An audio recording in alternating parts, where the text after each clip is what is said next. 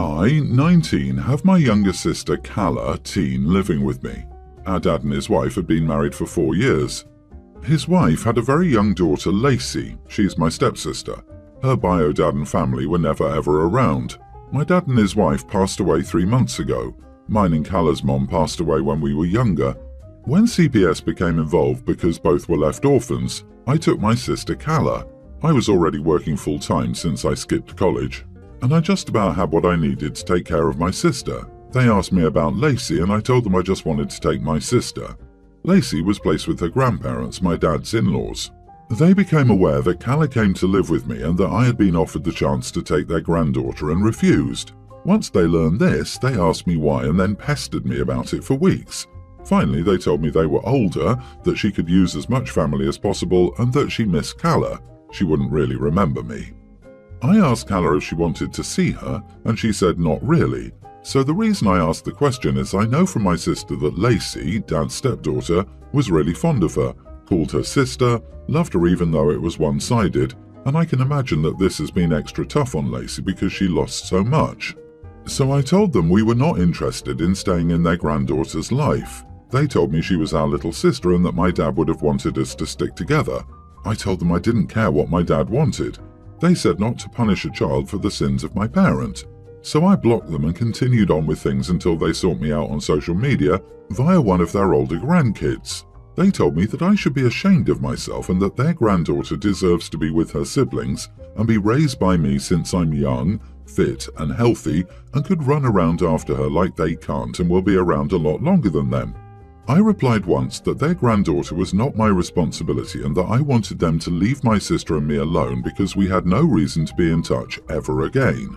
That wasn't the end, and they called me selfish and cruel a few times via another account, so I had to set my account to private to stop them. Am I the idiot?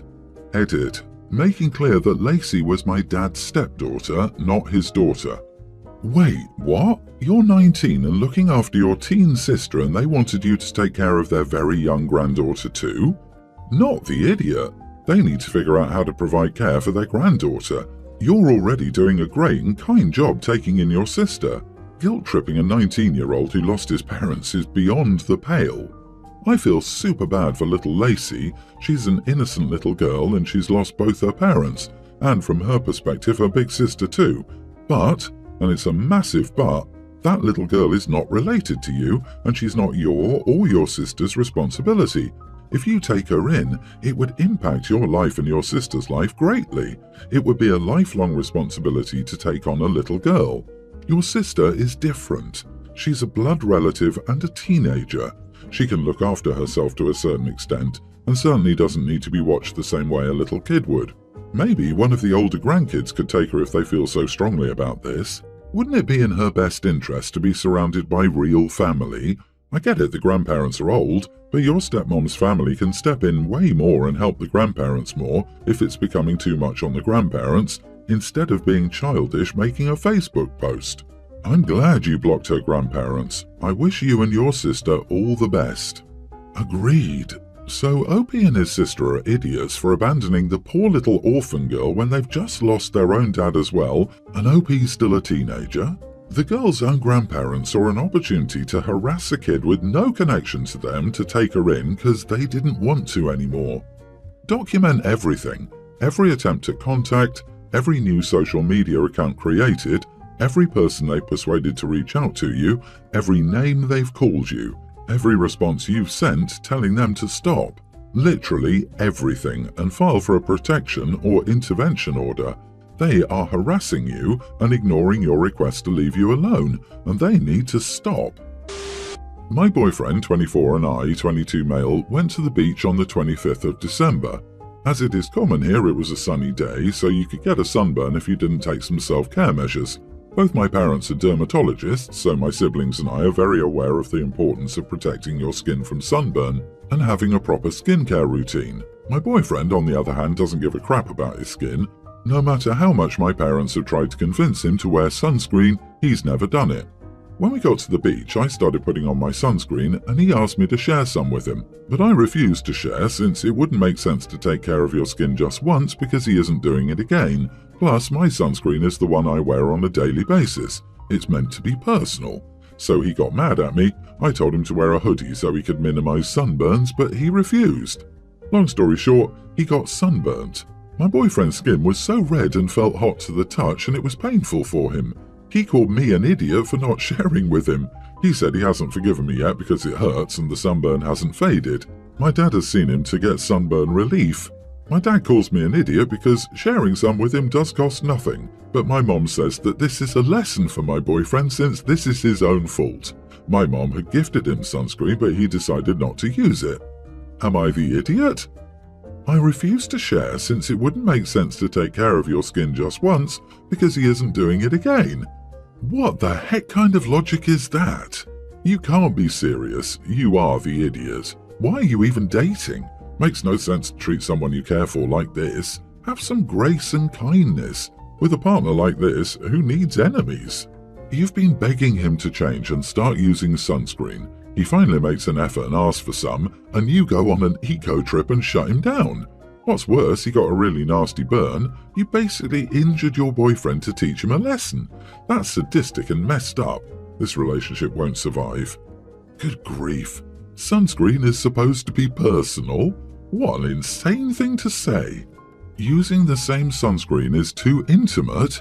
What the heck is OP doing with it? Most of us can apply sunscreen without contaminating or, in fact, even contacting the unused product, assuming we're not already in an intimate relationship with the person we're sharing with. OP was just punishing his boyfriend for not being subservient enough by physically hurting him. Wow, OP, you are the idiot. We hosted Christmas on Sunday and my husband's family is still fighting over this. Mother-in-law is a lot. She does whatever she wants, rules are for other people, not her, and she has never liked me.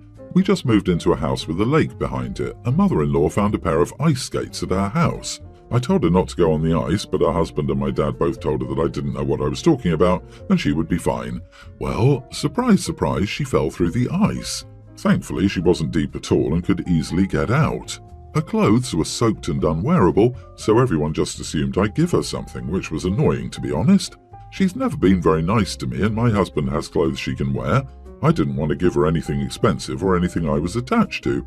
I also didn't want to give her anything at all form-fitting because she's smaller than me and would love to gloat about how they were too big. I offered a pair of footy pajamas with a bunny tail, warm, meant to be baggy, and I only bought them for Halloween and wouldn't be upset if she lost or ruined them. Mother-in-law refused and demanded I let her go through my drawer. I told her that it was the pajamas or she could put her wet clothes back on. At this point, she still refused, and a few other family members began berating me and saying I was being extremely cruel. I'm possessive of my clothes and it's such a personal thing to me. Finally, mother-in-law said she would go home in wet clothes, which was ridiculous. It was freezing out and she weighs maybe 110 pounds and struggles to stay warm anyway. Her husband ended up having a pair of sweats in his car and his sister gave her a bathrobe she'd gotten for Christmas. Mother-in-law refused to speak to my husband or me for the rest of the night and multiple people called me an evil witch. Mother-in-law's mom and sister won't even talk to me. My husband says I was really cruel and he gets that she isn't easy to deal with, but he's ashamed of how I behaved. Not the idiot. She demanded to search your drawers. I mean, they're your clothes. I wouldn't let anyone go through my clothes the same size as me or not. That's mine. You warned her and she messed around and found out. If she kept her butt off the ice like you told her, this never would have happened. OP also told them no, on her property. Like, Mom, be lucky you weren't left in the wet clothes, take the fuzzy bunny suit and deal with it. As my 5-year-old says, you get what you get and you don't throw a fit. No idea where she learned it. I have not, nor had my husband ever said it. It's a typical case of beggars can't be choosers. Despite everything else, OP offered clothes but mother-in-law refused, so yeah. Everyone's the idiot here. Yes, your mother-in-law is clearly an idiot in various ways, but there was really nothing else you could have offered her to wear. The optics of offering her a bunny suit and nothing else is pretty bad. I can understand limiting her choices, but I can also understand how your offer looked like a blatant attempt to humiliate her. So why didn't you offer her one of your husband's clothes? When that was brought up, she first yelled about not wanting men's clothes. Her mom raised her and her sister to know that their only worth is being beautiful and marrying wealthy men. Her mom is also a former model who hates that her mother-in-law is prettier than her and loves that her mother-in-law is way too short to be a model. So no way was she putting on bunny pajamas in front of her mom and sister. Oh, so you were doing it to intentionally embarrass her. Got it. You are the idiot for offering her an embarrassing bunny rabbit Halloween costume or nothing. Come on, you were trying to embarrass her, and you get 10 bonus idiot points for acting like you weren't.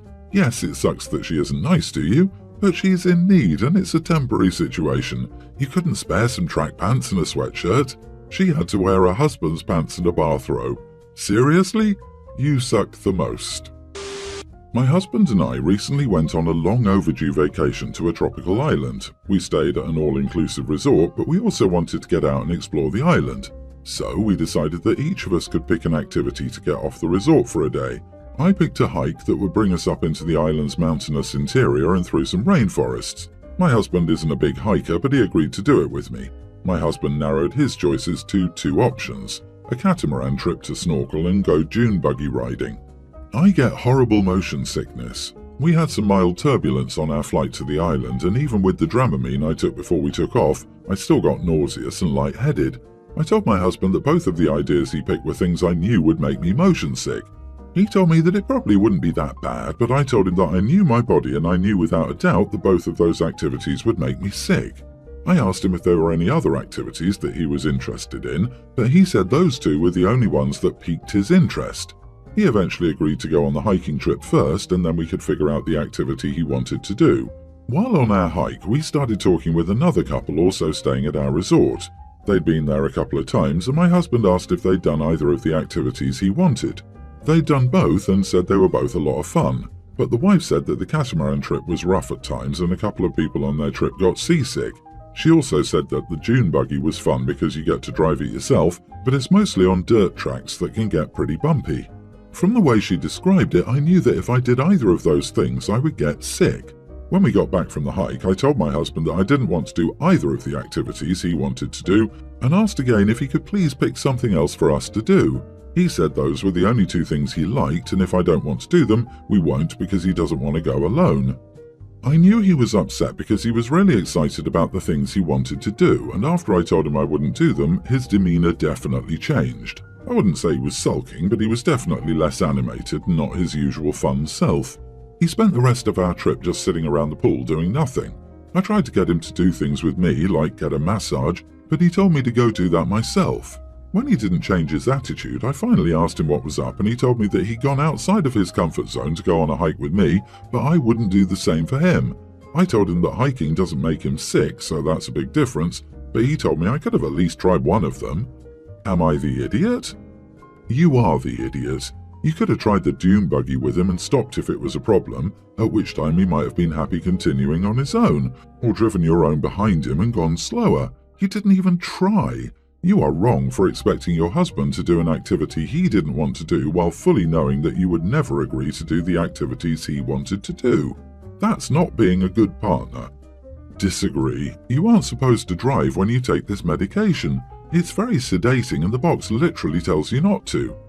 Not the idiot. I 100% understand you're not wanting to risk motion sickness on your vacation, and I think your husband is an idiot for expecting you to just try it when you're getting nauseated on airplane rides.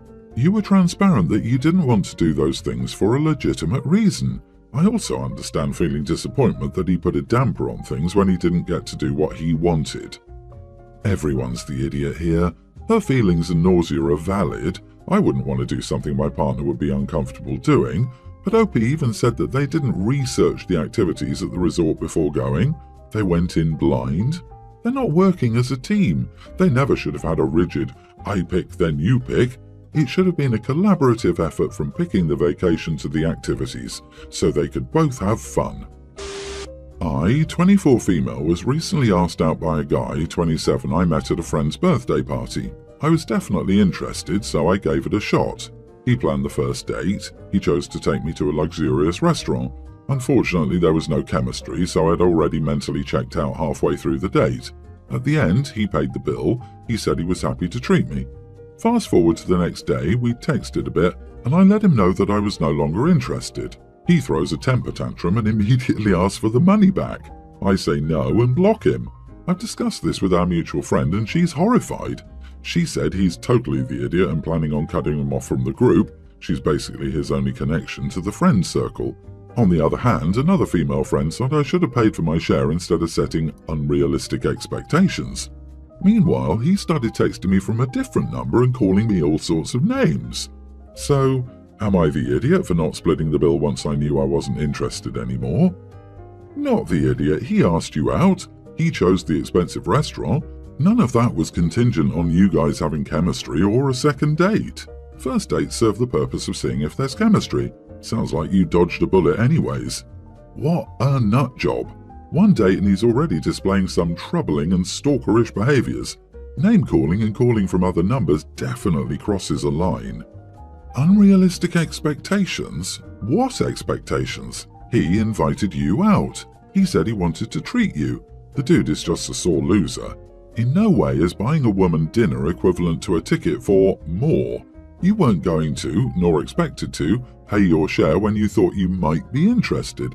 So why would not being interested change anything? That factor is literally irrelevant. And the fact that he's harassing you from different phone numbers now, etc., only goes to show that your instincts about him were spot on. What a gentleman.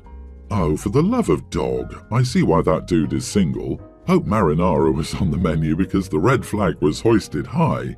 My thoughts on paying for dates is, whoever does the asking and planning is the one who pays, especially if they say, my treat.